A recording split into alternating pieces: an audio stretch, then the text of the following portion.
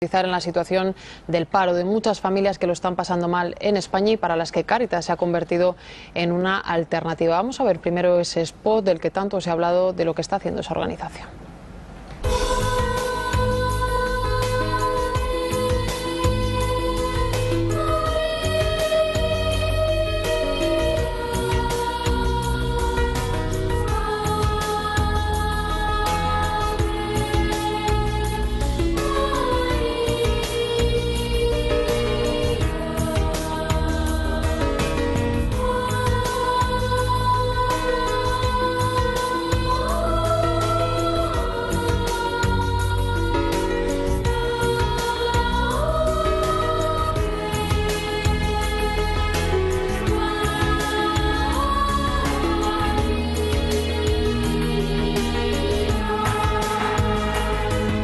Realizado por Alejandro Toledo, que explica un poco que no está tan lejos esa realidad de la que habla Cáritas. No es la única organización, no solo vinculadas a la Iglesia, también hay otras muchas que están echando una mano en España, pero ha presentado su informe, así que le hemos pedido a Sebastián Mora que nos acompañe hoy aquí. Muy buenos días, Sebastián. Muy buenos días.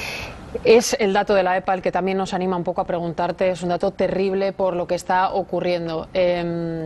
No sé, ¿cuál es la alternativa que tiene con Cáritas la gente ahora mismo? Yo diría que la alternativa de Cáritas es generar algún itinerario, generar alguna razón para la esperanza, generar algún hecho significativo, porque no cabe duda que desde Cáritas solo podemos poner semillas en un mundo que es tan intenso, tan extenso, que es el de la pobreza de las personas. Cáritas siempre es una puerta abierta a la acogida, al acompañamiento, aunque somos conscientes que no podemos solucionar todos los problemas. Han recurrido a la organización 30.000 ciudadanos españoles en el año pasado, un año muy duro también de la crisis, no sabemos lo que nos espera pero ya tenéis datos oficiales incluso de gente a la que le habéis podido buscar trabajo. Cuéntanos, ¿cómo es ese informe? Sí, dentro del programa de empleo, que es el informe que hemos presentado el año pasado, atendimos a 80.000 personas, de los cuales 30.000 eran autóctonos, casi uno de los datos relevantes, el incremento de personas acercándose al 40% que eran autóctonos, cuando hacía 3 años el 80% eran inmigrantes. Y de esas 80.000 personas que se han acercado, hemos logrado una inserción laboral de 13.000 personas. Y creo que en un contexto tal como hoy el que estamos viviendo, el conseguir que haya 13.000 personas que tengan un empleo, que tengan una razón para seguir viviendo con una mínima dignidad, es para estar contentos, pero también estas noticias siempre son agridulces, ¿no? Porque estamos contentos con lo que hacemos, pero tristes y agobiados incluso con la situación que estamos viviendo. Estamos hablando de la protección social que tiene España respecto a otros países y en una situación tan delicada como se está viviendo en este país. Cáritas ha sido muy dura con los recortes que se están llevando a cabo en sanidad y en educación, especialmente en lo que se refiere a la sanidad. ¿Qué pensáis que puede ocurrir? ¿Cuáles pueden ser las consecuencias? Vosotros que tenéis mucho más contacto directo con esa parte, ¿no? Yo diría, así en síntesis, que hay 3 consecuencias o 3 niveles de consecuencia. Una, desde la pura ética de la hospitalidad, ¿no? Y yo creo que no podemos perderlo de vista. Las personas tienen dignidad y no precio. Y para nosotros como cristianos, especialmente las personas más débiles son las que manifiestan la especial dignidad como hijos y hijas de Dios.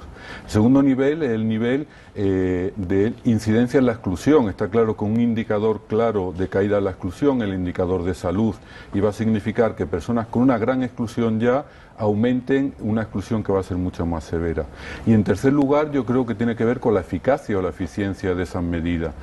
Si lo que se quiere abordar es un abuso del turismo sanitario, abórdese el abuso, pero no se aborde desde un derecho sanitario que además es mínimo, con retóricas que creemos que tampoco son verdad. Los inmigrantes no utilizan más que los españoles los recursos sanitarios, lo utilizan menos la atención primaria, los inmigrantes es una población en España joven, con lo cual pues está menos enferma que la española, y yo creo que hay que poner el punto donde está, sabiendo que estamos en un momento delicado, y siempre hemos dicho que tenemos que hacer sacrificio y que tenemos que hacer austeridad, pero ¿desde dónde, para qué y con quién? Por razones de ética, por razones de dignidad y también económicas, pero Cáritas plantea que podemos estar cerca de que se cree un sistema alternativo también para atender a esta gente que en un momento dado pueden necesitarlo y no van a tener dónde acudir. Eso ya es inevitable. No sé muy bien cómo veis que va a evolucionar en el próximo año con esas nuevas medidas este país. Bueno, yo creo que en general, porque no es solo con la inmigración, en general nos podemos encontrar que con una erosión de los sistemas públicos de protección social se empiece a dar una red de lo que hace 20 años o 25 años llamábamos la beneficencia, ¿no? Que era una red paralela a la protección social pública. A nosotros nos parece que no es integrador, nos parece que lo más normal es que todas las personas tengan derecho a las mismas prestaciones y no una red paralela por el hecho de ser inmigrante o por el hecho de ser pobre, porque tenemos que ser muy claros, el 67% de las personas que acuden a Cáritas vienen derivadas por los servicios municipales y de esas solo el 50% son inmigrantes. Así que no estamos hablando de que solo los inmigrantes están en una red de beneficencia, no, hay muchos españoles y lo que estamos creando es, no solo desde la sanidad, sino en el amplio abanico del término, estamos creando una red de beneficencia y nosotros entendemos desde la doctrina social de la Iglesia que no podemos dar por caridad lo que pertenece por justicia. Es muy evidente lo que significa ser pobre en un país del tercer mundo y bueno, es una realidad tan diferente a lo que estamos viviendo aquí, pero sí que se habla de pobreza en España y tenéis datos que avalan el perfil de la pobreza en España. ¿Cómo podríamos explicárselo a la gente? Sin duda ninguna, cuando comparas podemos tener juicios que son muy complejos, ¿no? Es decir, ser pobre en Madrid es distinto que ser pobre en Mozambique, sin duda ninguna, ¿no? Pero la pobreza en España tiene que ver con aquellos medios para la vida que no son suficientes para vivir con dignidad. Tiene que ver con la alimentación, tiene que ver con pagar la luz, tiene que ver con tener una vivienda digna, tiene que ver con poder comprar los libros de los niños, tiene que ver con poder comprar un uniforme, tiene que ver con tener un mínimo de ocio, tiene que ver con tener una dieta mínimamente equilibrada, que es un dato que empieza a aparecer en España y muy preocupante con los menores, que empieza a haber síntomas de malnutrición en algunos colectivos de menores, porque no comen suficiente proteína, porque hay una alimentación deficiente. Eso está ocurriendo en España y yo creo que España hoy por hoy como tasa tenemos de las tasas más altas de pobreza de la Unión Europea. Lo que no nos podemos permitir, que ya somos un país pobre, es ser un pobre país que abandona a los más débiles. Creo que si no reconocemos el compromiso que tenemos que tener con los más débiles, acabaremos no reconociéndonos como país, acabaremos no reconociéndonos como sociedad. Y ahí influye también el recorte en cooperación, no solo sanidad y educación. ¿Cuál es la opinión que tiene Cáritas de ese recorte que se lleva a cabo en el presupuesto? Sí, en cooperación también lo hemos dicho, si la media de los distintos ministerios del 17%, en el ámbito de exteriores y cooperación ha sido del 57%, llegando a que los convenios previstos para este año se han quedado en cero. Se van a mantener los convenios que existían, pero los convenios con las ONG, que este año había habido un concurso público, que había habido una previa presentación, se han quedado en cero, se han anulado. Nosotros no nos creemos, y con el argumento que antes te decía, Ana, no podemos renunciar a una atención a los más débiles, seguramente habrá que disminuir, seguramente habrá que meter elementos correctivos, seguramente tendremos que cambiar los focos, pero no podemos renunciar a ser lo que somos, y lo que somos somos una sociedad que tiene que ayudar a aquellos países que están por debajo de sus necesidades. Menos que antes, sí, de manera distinta, seguro, y yo creo que los recortes en cooperación más que una bajada en el presupuesto pueden suponer un cambio de modelo en las políticas de cooperación. Cuando anunciamos que venía Cáritas a explicar ese informe, ha habido gente que planteaba dudas por la vinculación que pueda tener con la Iglesia. Ahora se va a hacer la declaración de la renta. No sé cómo vive alguien desde dentro ciertas, no sé si contradicciones o no, con los discursos oficiales de la Iglesia, con quien no tiene un discurso oficial. ¿Eso cómo se vive desde dentro? ¿Los ingresos que recibe su organización?